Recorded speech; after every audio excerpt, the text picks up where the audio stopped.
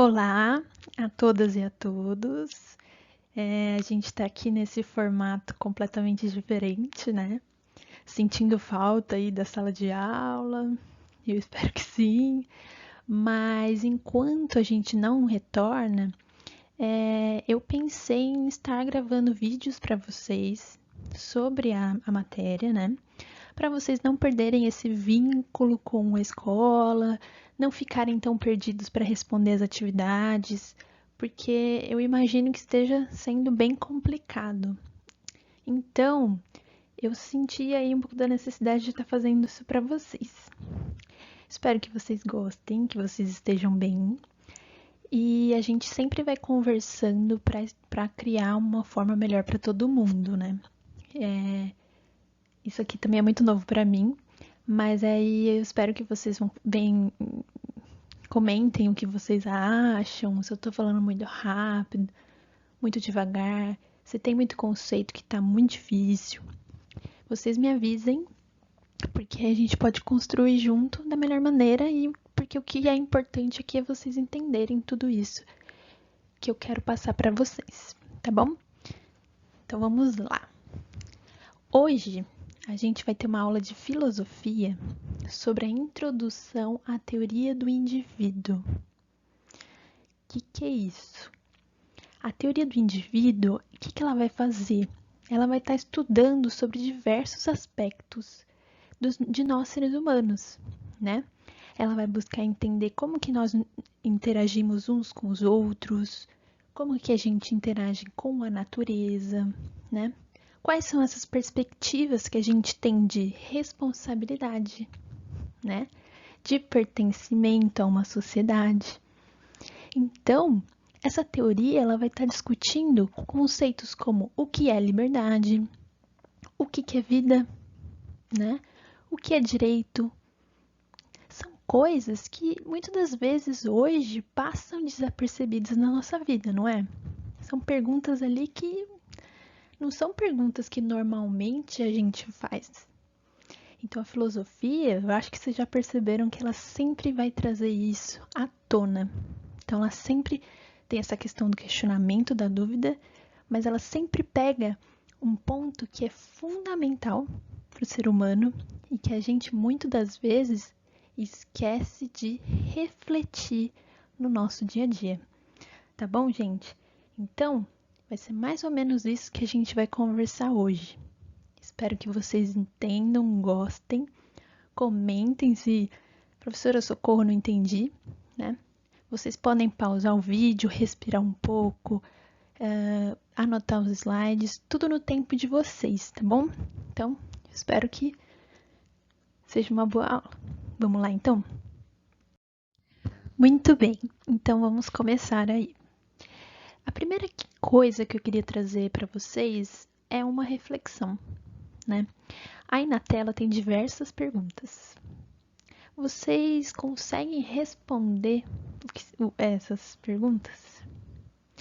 Será que existe uma resposta exata e igual para todo mundo? Será que a gente consegue definir o que é liberdade, felicidade? Se nós somos realmente livres, nós nascemos livres? Será que hoje a gente é livre na sociedade? São perguntas que muitos filósofos fizeram há muito tempo atrás, né?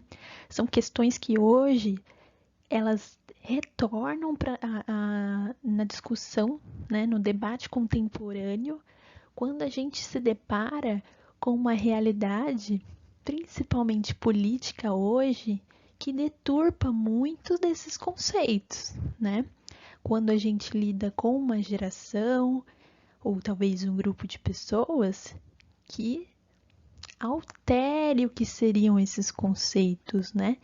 Até que ponto a resposta de todas essas perguntas eu respondo pensando apenas em mim mesmo, não é? Hoje em dia, cada vez mais a gente tem percebido que existe uma intensificação da ideia de indivíduo ou uma supremacia da ideia de indivíduo. Só que isso se torna um problema quando a gente esquece que vive em sociedade. Então eu tenho a minha liberdade, eu quero a minha felicidade, eu quero ser livre, mas a outra pessoa também quer isso.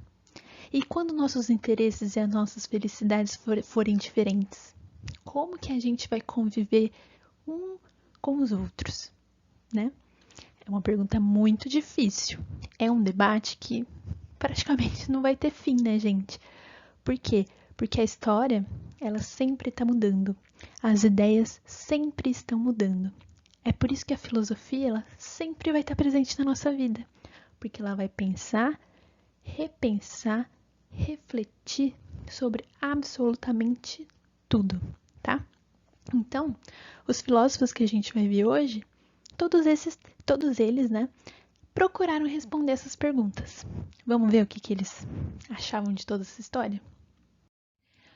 Quando a gente começa a falar sobre uma teoria do indivíduo, lembra que eu falei para vocês que ela vai estar refletindo sobre as nossas questões de responsabilidade, pertencimento, as nossas relações com a natureza? Para a gente trabalhar com a perspectiva do que é o indivíduo, né, essa concepção, a gente ao mesmo tempo está perguntando quem nós somos, não é? Mas essa ideia de indivíduo sempre esteve na sociedade? Sempre esteve presente aí no nosso imaginário? Não, né? É muito importante, então, aqui a gente contextualizar, tá bom, gente? O que é isso? Lembra que eu sempre falo para vocês, as coisas não acontecem do nada sem motivo nenhum. Sempre tem um contexto histórico, alguma coisa está acontecendo ali na sociedade, na história, que influencia as transformações sociais e as transformações de pensamento, né? Então, essa ideia de indivíduo, ela surgiu aí na sociedade lá pelo século XVII, século XVIII. Vocês estão lembrados do que aconteceu aí nesse momento? Muitos filósofos surgiram com ideias muito diferentes com o status quo, que é isso? Com como a sociedade se organizava, como ela se estabelecia, né? Então, vamos deixar mais claro, né? A noção de indivíduo, ela vai romper historicamente com a noção do poder absolutista, né? Então, ó, antes, né? Quando a gente fala da teoria do indivíduo, a gente está falando do liberalismo, né? O liberalismo, que é uma nova forma de pensamento, que nessa época, entre o século XVII e XVIII, ele vai contestar o poder absolutista, o poder monárquico, o poder do rei. Então, vamos entender. Antes, lá na Idade Média, quem era a grande força, quem era o grande poder? Era o rei, em conjunto com a igreja, certo? O rei, quem escolheu o rei? Ninguém escolheu o rei. Ele nasceu, tinha a ideia, né? Que nasceu com sangue azul, ou que foi escolhido por Deus para governar todo mundo. Só que cada vez mais essa ideia de poder absoluto para uma única pessoa não estava mais sendo sustentado por essa nova sociedade. Começaram a surgir muitos pensadores que começaram a formar o que a gente chama de liberalismo. Tá bom, gente? Então vamos lá, anota aí. O liberalismo vai ser uma nova forma de pensamento que vai trazer essa ideia de indivíduo para a sociedade. Então é aí que começa a surgir essa ideia. Tudo bem, então, até aqui? Então, vamos lá. O que é esse tal de liberalismo aí, né? O liberalismo, a primeira coisa que ele contesta é esse poder na mão de uma única pessoa, esse poder absoluto na mão do rei, né? O liberalismo, então, ele vai estar falando que o poder emana das pessoas, não é? Então, as pessoas vão escolher ali quem vai representá-las e elas também participam de toda essa vida política e tudo mais, tá bom?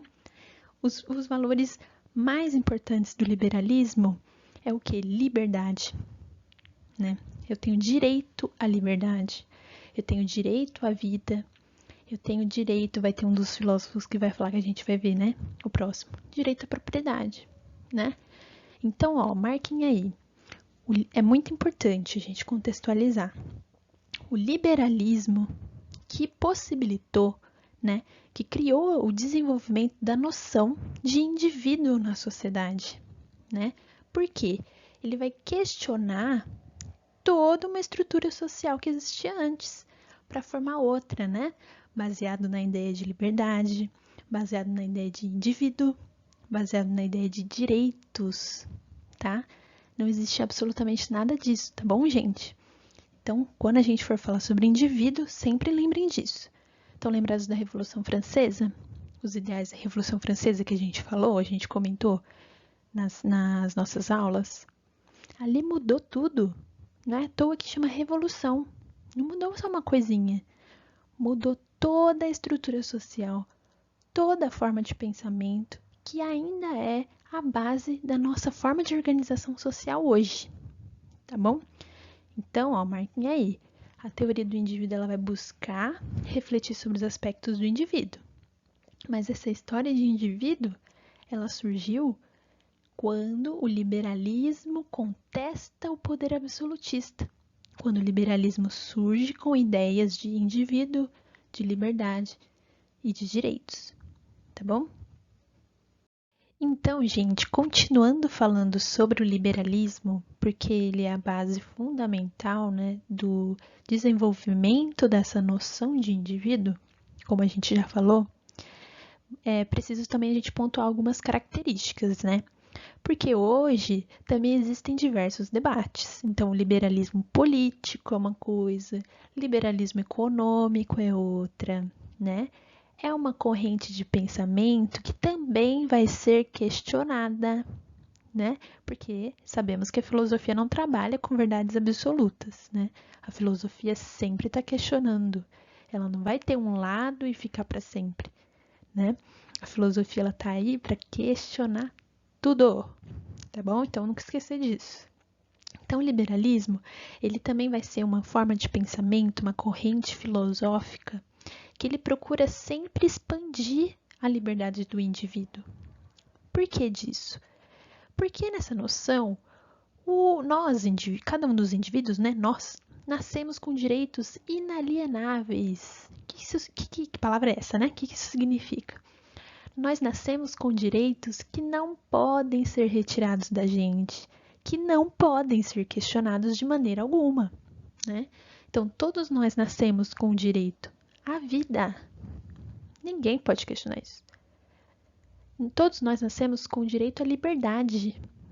Ninguém pode questionar isso. E ninguém pode tirar isso da gente, né? Então, a ideia, assim, se a gente for deixar de uma maneira bem sintetizada, é que essa corrente de pensamento, então, pensa que todos os seres humanos nascem livres e nascem iguais em direitos. Essa é a máxima, né? Essa é a ideia principal do liberalismo. Então, todos nós, seres humanos, nascemos livres e iguais em direitos. Só que aí surgem algumas problemáticas em relação a essa questão. Por quê, né, gente? Essa ideia da questão da liberdade, né, que nós nascemos livres e iguais, na teoria, ela funciona muito bem. Mas a gente vai perceber que, inclusive até hoje, né, essa ideia na prática, ela vai ter algumas problematizações, tá bom? Então, por isso que a gente precisa especificar, né, a gente precisa deixar bem claro, bem demarcado, que essa noção de nascer livre e igual para o liberalismo é na questão dos direitos, é na questão política. Ou seja, qual é a principal crítica que existe no liberalismo? Nós somos iguais e livres na condição social? Na condição econômica? Isso acontece na nossa sociedade? Não só aqui no Brasil, mas no resto do mundo? Tá? Então, é importante a gente demarcar. O liberalismo aqui, ele está falando de uma forma de pensamento política, né? Ele está tentando criar uma forma de organização social que é super válida, entenderam? Só que tudo a gente também precisa ir pegando as questõezinhas ali que sempre vão ter problemáticas mesmo, né? Esse fluxo da sociedade, ele sempre vai colocar essas tensões, tá bom? E outra questão também, que é aí que a gente precisa parar para pensar. Se todo mundo nasce livre, se todo mundo nasce igual, quem consegue me definir o que é liberdade? E aí, gente, o que é liberdade? Eu trouxe aqui para vocês um quadro do Delacroix, né, que se chama Liberdade Guiando o Povo. Então, o que esse quadro mostra pra gente? Ele está falando sobre a Revolução Francesa. Estão vendo a bandeira ali em cima? Que a Revolução Francesa, ela também fez o que? A derrubada do poder absolutista. Estão lembrados que a gente viu? Ela trouxe para a sociedade essa noção de direitos, essa questão de nós somos livres, iguais. Lembram dos principais ideais da Revolução Francesa? Igualdade, fraternidade e liberdade. Então aqui eu trouxe essa imagem para ilustrar para vocês o que foi esse início, essa origem aí dessa ideia de indivíduo, o desenvolvimento dessa corrente filosófica que é, nossa, tá passando uma moto. Gente, novo normal na nossa vida, né? Só você resolver gravar que aparece qualquer coisa. Mas enfim, segue o baile, vamos lá. Então, ó, até me perdi. Esse quadro da Revolução Francesa, ele traz pra gente essa ideia, ele contextualiza pra gente o surgimento desse novo pensamento, o desenvolvimento aí dos primeiros, né, filósofos que passaram a pensar e formaram essa corrente filosófica que é o liberalismo e que traz essa noção de indivíduo pra gente. Tudo bem? Então, vamos lá, a gente vai começar então agora a falar sobre o primeiro filósofo. Bom, então a gente vai ver 3 filósofos, né? Os principais filósofos para estar contextualizando a noção de indivíduo na sociedade. E o primeiro vai ser o John Locke. O John Locke ele é considerado um pai praticamente do iluminismo, do liberalismo, né? Ele é um dos principais e o mais conhecido, né? Então, o John Locke a gente já pode caracterizá-lo como um iluminista e um empirista. Vocês estão lembrados o que significa alguém ser empirista? Na filosofia, lembram que a gente viu? Quando alguém tem uma forma de pensamento empirista, significa então que ela acredita que o conhecimento ele é formado a partir das experiências que nós temos na vida. Tudo bem? Então, o conhecimento parte da experiência. Ele surge da experiência que a gente tem no nosso cotidiano. Tá bom? Então, para ele acredita que todo ser humano possui direitos naturais. Essa palavra é muito importante porque é um conceito dele, tá bom? Então, anotem aí e grifa. É o jus naturale. O que isso significa? Para o John Locke, todos os seres humanos nascem com direitos. Ninguém pode mexer, ninguém pode tirar, ninguém pode questionar, ninguém pode fazer nada. Isso a gente nasce com ele e acabou. Tá bom? E quais são esses direitos aí que ele fala que a gente nasce com eles e são inalienáveis? O primeiro é o direito à vida. Todo ser humano tem o direito à vida para o John Locke. Todo ser humano tem direito à liberdade, né? Liberdade de ir e vir, expressão e tudo mais. E o terceiro é todo indivíduo tem o direito à propriedade privada. Esse é um ponto bem delicado, né? É um ponto que surgem muitas problemáticas, inclusive teóricas e práticas, né, hoje, sobre essa questão. Porque o direito à propriedade privada, ele diz respeito a quando uma pessoa já possui a propriedade, ninguém tem o direito de chegar lá e tirar dela, né? Porque é dela, tá? Então, aqui nessa noção do John Locke, não existe uma presença do Estado, uma presença muito grande, né? O que é esse Estado? O Estado é a política, são as leis, né? Que são administradas pelo governo. Então, para o John Locke, a presença do Estado, ele não pode mexer nesses direitos naturais que nós temos. Ninguém pode fazer isso. A única coisa que o Estado vai interferir na nossa sociedade vai ser quando existem conflitos entre as pessoas, conflitos que talvez não consigam ser resolvidos de uma maneira mais pacífica. O Estado tem que garantir a nossa proteção, nossa segurança, e ele precisa garantir esses 3 direitos naturais: o direito à vida, à liberdade e à propriedade. Só isso, tá? Para ele, o Estado não vai fazer mais nada. A gente só vai ter a presença do Estado para garantir os direitos naturais, para nos proteger e para resolver os conflitos. Tudo bem? Então, essa ideia, ela vai de contraponto, né? Ou seja, ela critica a ideia de muitos filósofos anteriores a ele, né? O mais famoso é o Thomas Hobbes, que ele vai falar do grande Leviatã, desse grande poder do Estado. John Locke fica, não, quem tem aí o espaço é o indivíduo. O Estado apenas tem que proteger o que é nosso por direito desde sempre, porque são direitos naturais. Nós nascemos com esses direitos e ninguém pode questionar, ninguém pode mudar e ninguém pode falar nada. Muito bem, então como uma boa e velha filosofia, o que acontece com as teorias, com os pensamentos? São questionados, né? Então a gente tem aqui o Jeremy Bentham, que ele vai contestar essa ideia do John Locke, né? Ele critica essa ideia de direitos naturais, nós nascemos com esses direitos, né? Ele vai criticar. Ele faz parte de uma corrente de pensamento chamada utilitarismo, né? Ele é um utilitarista. E essa corrente de pensamento, ela procura formar uma teoria da justiça dentro da sociedade com base na utilidade, né? Com base na busca do prazer e da felicidade, tá bom? Então vamos entender melhor isso.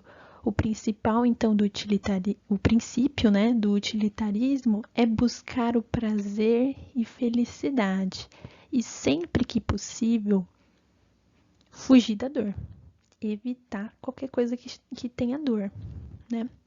Então, ela busca também fazer o bem para o maior número de pessoas. E um dos principais pensadores sobre isso foi o Bentham, sempre com o nome de falar. Ele, então, vai tentar estar formulando uma teoria da justiça, né? Ele vai tentar, então, ali estabelecer o que seria o certo, o que seria essa noção de indivíduo e tudo mais. Então, para ele, a gente precisa buscar o que é justo na sociedade é aquilo que sempre vai ter a ver com a busca da felicidade, com a busca do prazer. Esse é sempre o caminho que a gente precisa seguir, tudo bem? Só que se a teoria da justiça dele é uma busca de felicidade, gente, me diz o que é felicidade? Felicidade para mim pode ser uma coisa e felicidade para vocês pode ser outra completamente diferente. Então, como que a gente consegue calcular o que seria felicidade para a gente ser o justo ali, ter a justiça dentro da sociedade, né? Então, o Bentham, ele vai colocar 4 critérios para a gente conseguir calcular o que seria essa felicidade, né? Então, o primeiro a gente precisa ver a intensidade do prazer e da dor. Uma situação ou alguma decisão que precisa ser tomada, a gente precisa olhar um pouco disso. Qual é a intensidade da dor? Porque o utilitarismo sempre vai evitar a dor. Sempre vai buscar o prazer e a felicidade. Então, a primeira coisa que precisa fazer aí é calcular um pouco disso. Segundo, a duração do prazer, né? Se a minha escolha ela deve ser baseada na felicidade e no prazer, eu preciso ver aí um caminho onde esse prazer vai durar mais, né? Terceiro, a certeza ou incerteza da dor. Então, vocês estão vendo que também é um outro critério ali que está presente para sempre estar evitando a dor. E o quarto, né? É a proximidade, né? Então, qual proximidade eu tenho com aquilo, qual proximidade eu tenho com a pessoa e tudo mais. Então, Bethan, o que ele vai fazer? Ele tem uma ideia muito quantitativa das coisas. O que isso significa? Quantitativo significa números, né? Então, para ele, quanto mais fizer bem para mais pessoas ficarem felizes e tiverem prazer, show, é isso, tá bom? Então, o Bethan, ele faz parte da corrente filosófica, corrente de pensamento utilitarista, que procura, então, formar uma teoria da justiça que busca o prazer e a felicidade. E sempre vai estar evitando a dor. Tudo bem? Então, a gente vai... Um exemplo disso, por exemplo, sobre essa ideia dele. É um exemplo muito clássico dentro da filosofia, que a gente vai analisar depois de a gente terminar de ver o último filósofo. Muito bem, chegamos então ao último filósofo de hoje, que é o John Stuart Mill. Quem é esse filósofo? Ele é um discípulo do Bentham, esse filósofo que a gente viu anteriormente, só que ele faz algumas diferenças ali da teoria utilitarista. Por quê? O Bentham, lembra que eu falei para vocês que ele tem uma ideia mais quantitativa? Então, o que isso significa? É uma ideia mais de quantidade das coisas. O Stuart Mill, ele vai ter uma ideia qualitativa. Ele vai ter uma ideia mais de qualidade das coisas. Então, ele vai trazer uma ideia de qualidade de felicidade, qualidade da liberdade, não quantidade, tá? Então, ele vai estar conciliando, ele vai estar relacionando a ideia do utilitarismo, que é essa ideia de busca pelo prazer e busca pela felicidade e evitar a dor, com a ideia de liberdade das pessoas. Ele vai estar relacionando essas duas ideias. E como ele vai estar fazendo isso? Ele vai estar fazendo isso através do princípio da liberdade. O princípio da liberdade significa o seguinte: o indivíduo não presta conta para ninguém nem para a sociedade sobre as suas ações. Mas, né, o indivíduo pode fazer o que ele quiser. Não interessa o que seja, ele pode. Desde que isso não faça mal para outra pessoa.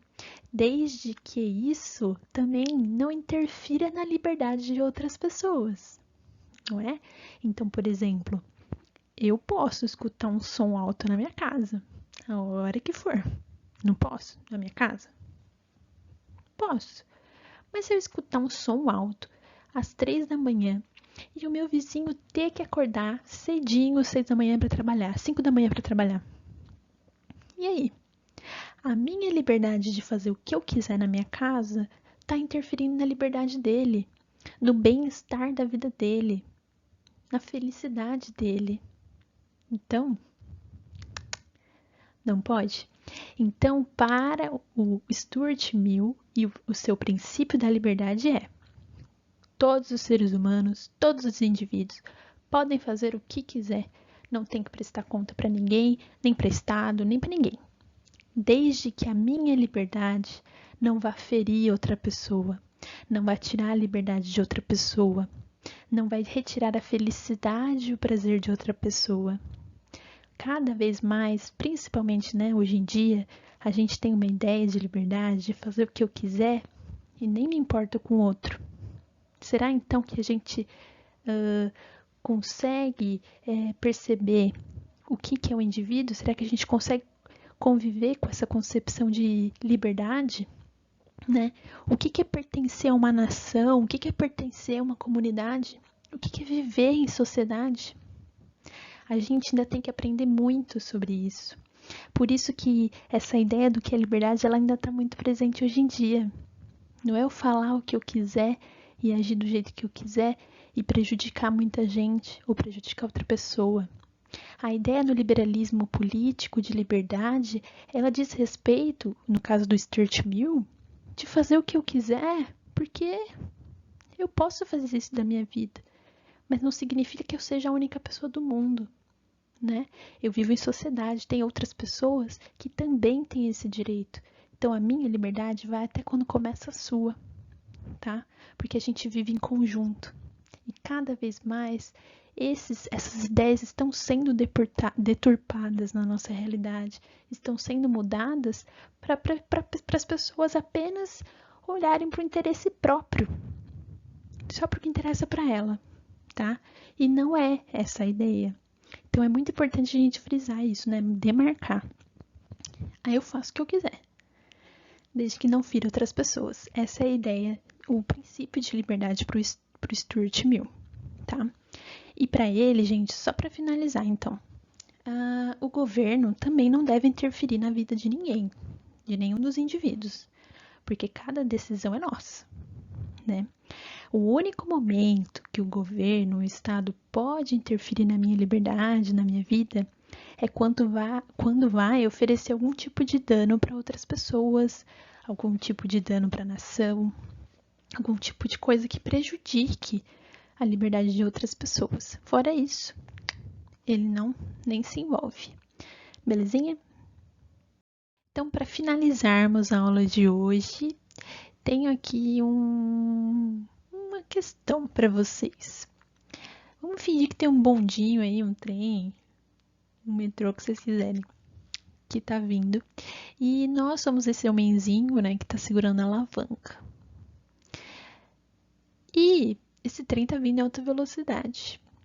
Com essa alavanca, eu posso escolher qual lado que o trem vai passar por cima, né? Qual que a gente escolhe? Um lugar que tem uma pessoa amarrada, então no caso mataria uma pessoa. Ou a gente escolhe ali o que tem 5 pessoas amarradas, no caso morreriam 5 pessoas. Qual que vocês escolheriam, gente? Uma pergunta bem difícil, né? Tum, tum, tum. Olha, na concepção, então, utilitarista do Bethan, lembra que é uma busca de felicidade e prazer e evitar a dor para o maior número de pessoas. Então ele escolheria o quê? Que matasse uma. Que para ele é quantidade, né? Mas o Stuart Mill teria a mesma decisão? Não sei. Porque apesar de ser uma pessoa, ela é uma pessoa. Ela tá tendo sua liberdade transgredida ali. Um outro exemplo muito bom também é, vamos supor que nós sejamos policiais e a gente tá num shopping que tem várias pessoas e tem alguém colocou uma bomba e a gente sabe quem tá com código para parar essa bomba. O que a gente faz? Será que a gente força então essa pessoa a falar para conseguir salvar todo mundo que estava ali no shopping? Para o Bethan, sim. Para o Stuart Mill, não. Porque eu não posso ferir a liberdade de outra pessoa, mesmo que seja uma única pessoa, porque ela tem também a sua importância, tá? Anotem aí o que vocês fariam. Então é isso, gente. Respira aí, chegamos ao final de mais uma aula de filosofia. É uma aula bem densa, né? Tem bastante conceito, bastante ideia, mas filosofia é assim mesmo. Se precisar assistir de novo, assiste, volta, pausa, respira, faz um tempo de vocês, tá? Para a gente fechar o assunto aqui, é bom enfatizar que sempre é muito importante a gente estudar essas concepções filosóficas de liberdade, de felicidade, do que é certo, o errado, porque a nossa sociedade sempre está em constante transformação, né? E cada vez mais a gente está num sistema sistema econômico-político que sempre estimula o interesse particular, né? Cada vez mais a gente está numa sociedade de pessoas que pensam só em si, o individualismo muito exacerbado, o individualismo muito intenso. E a gente precisa lembrar que a gente vive em uma sociedade. Eu não sou a única pessoa que existe. Existem muitas outras para além de mim, né? Então sempre pensar no outro, né? Como que a gente pode então hoje, o que vocês acham, né? Anotem aí. Como que a gente pode construir uma teoria da justiça? Como a gente pode estabelecer o que é justo, o que é a felicidade, o que é a lei, o que é ser livre? Como? Hoje a gente pode fazer isso vivendo em sociedade, né? Então, gente, a aula de hoje é isso. A próxima aula a gente vai ver noções de indivíduo de filósofos bem mais recentes, como, por exemplo, Michel Foucault, que é muito legal também. E por hoje é isso. Então, se vocês tiverem dúvida, podem deixar comentários, podem me procurar. Eu espero que vocês tenham entendido, apesar do vídeo ter sido um pouco longo, né? Mas é muito importante também. Então, eu espero que vocês estejam bem. E por hoje é isso. Beijo.